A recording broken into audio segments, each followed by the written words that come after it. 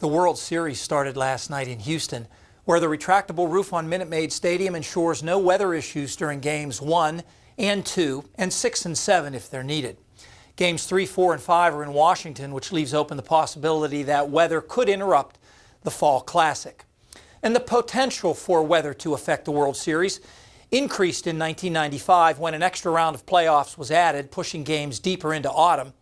No World Series game has ever been snowed out, but flakes have fallen during at least 3 games, 2 in Chicago during the 1906 World Series between the Cubs and the White Sox, and more recently in Cleveland before Game 4 of the 97 World Series between the Indians and the Marlins, when the official temperature was 38, lowest in World Series history.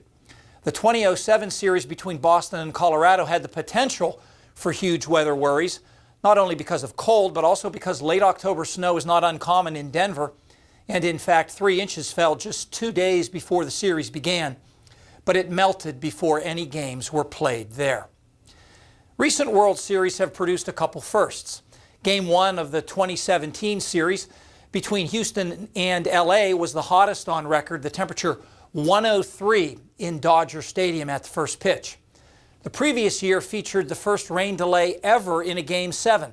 The Chicago Cubs at Cleveland Indians, a 17-minute break at a critical time with the game tied 6-6 after 9 innings. The Cubs had blown a late lead. The short delay allowed them to regroup and win in the 10th. Before that, the most infamous World Series game affected by rain was Game 5 in 2008. Tampa Bay at the Phillies stopped in the 6th inning and resumed 2 days later, the only time a World Series game was suspended by weather. As for rainouts, a total of 33 in the history of the modern World Series going back to 1903. The most recent was 8 years ago, Game 6 in St. Louis between the Cardinals and the Rangers. Many of the rainouts have come in bunches. In fact, in 1911, Connie Mack's Philadelphia Athletics were rained out 6 straight days trying to play Game 4 in Philadelphia against the then New York Giants.